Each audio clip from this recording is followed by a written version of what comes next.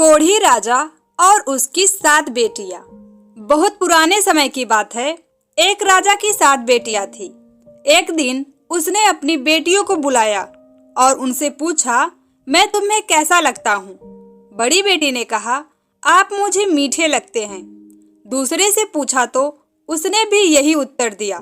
फिर तीसरी, चौथी, पांचवी और छठी से पूछा, उन्होंने भी यही बात दोहराई।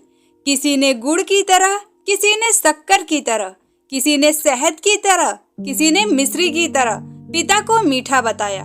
जब 7वीं बेटी से पिता ने पूछा तो उसने कहा, पिताजी, आप मुझे नमक की तरह मीठे लगते हो। यह सुनकर राजा को क्रोध आ गया। वह 7वीं बेटी से बोला, तुमने मुझे ऐसे क्यों बोला? लड़की बोली, पिताजी, मैंने जो महसूस किया है वैसा ही कहा है। छोटी लड़की के मुख से ऐसा सुनकर राजा क्रोधित हो उठा। उसने अपने सेवकों को दरबार में बुलाया और आदेश दिया कि नगर के किसी कोढ़ी आदमी को उठा लाओ। सेवकों ने पूछा, महाराज, आप ऐसा क्यों कर रहे हो? राजा ने कहा, मुझे अपनी छोटी लड़की की शादी करनी है।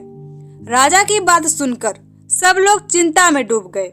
सभी मंत्रीगणों ने राजा को ऐसा अन्याय न करने की सलाह दी, लेकिन राजा ने उनकी एक न सुनी। सेवक कोढ़ी की खोज में निकल पड़े। तभी उन्हें पता चला कि किसी अन्य राज का एक राजा है जिसके शरीर में एक साधु के शाप के कारण कोढ़ फूट पड़ा है। उसकी जरा सी भूल के कारण साधु महाराज क्रोधित हो उठे थे। उन्होंने राजा को शाप दिया था कि जिस अपने देह सौंदर्य का वह अभिमान करता है वह शीघ्र ही समाप्त हो जाएगा और वह कोढ़ी हो जाएगा।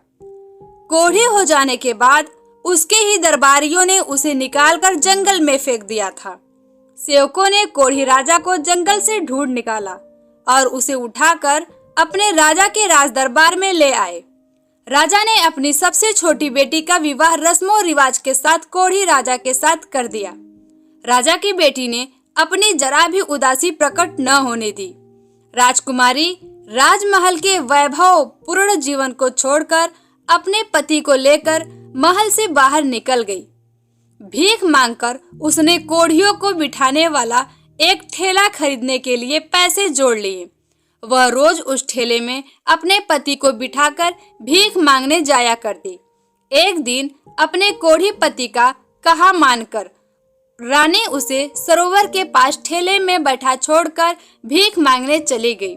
कोढ़ी राजा ने देखा कि सरोवर में कुछ कौवे डुबकी लगा रहे हैं और हंस बनकर सरोवर से बाहर निकल रहे हैं। यह दृश्य देखकर वह हैरान हुआ। अचानक उसके दिमाग में एक विचार कौंधा और वह सोचने लगा, क्यों ना मैं भी सरोवर में डुबकी लगाऊं। यदि कौवा हंस बनकर बाहर निकल सकता है तो मैं भी शायद पहले जैसा सुंदर नौजवान राजा बन जाऊं। फिर उसने सोचा कि यदि मैं सुंदर नौजवान युवक बनकर निकलूंगा तो मेरी पत्नी मुझे पहचानेगी नहीं। यह सोचकर उसने एक उंगली को पानी से बाहर रखकर डुबकी लगाने का फैसला किया ताकि उसकी पत्नी उसे पहचान सके। इतना सोचकर वह पानी में कूद पड़ा। डुबकी लगाकर वह पानी से बाहर निकला तो उसका सपना साकार हो चुका था। वह मुस्कुराता हुआ ठेले पर बैठ गया। रानी जब काम से वापस आई तो उसने देखा कि उसके पति के स्थान पर एक सुंदर नौजवान ठेले पर बैठा हुआ उसकी ओर देखकर मुस्कुरा रहा है। उसके मन में ख्याल आया कि इस नौजवान ने उसके कोढ़ी पति को मार डाला है और अब उससे शादी करना चाहता है। यह सोचते ही उसकी आंखें क्रोध से लाल हो गई। वह तुरंत उसके पास पहुंची और गुस्से में लाल पीली हो युवक से बोली, बता, मेरा पति कहाँ है? युवक ने कहा, मैं ही तेरा पति हूँ। परंतु वह न मानी और रोते हुए बोली, तुम मुझसे झूठ कह रहे हो। मेरा पति ही मेरा परमेश्वर है। मुझे किसी भ्रम में डालने की कोशिश न करो। मेरा पति मुझे लौटा दो। नौजवान युवक यह सब देखकर अपनी पत्नी के सच्चे प्रेम की मन ही मन सराहना करने लगा। उसने अपना हाथ, जो अब तक पीछे छुपा रखा था, सामने किया और अपनी वह उंगली दिखाई जिसमें कोढ़ का निशान अभी भी बाकी था। वह अपने पति को पहचान गई।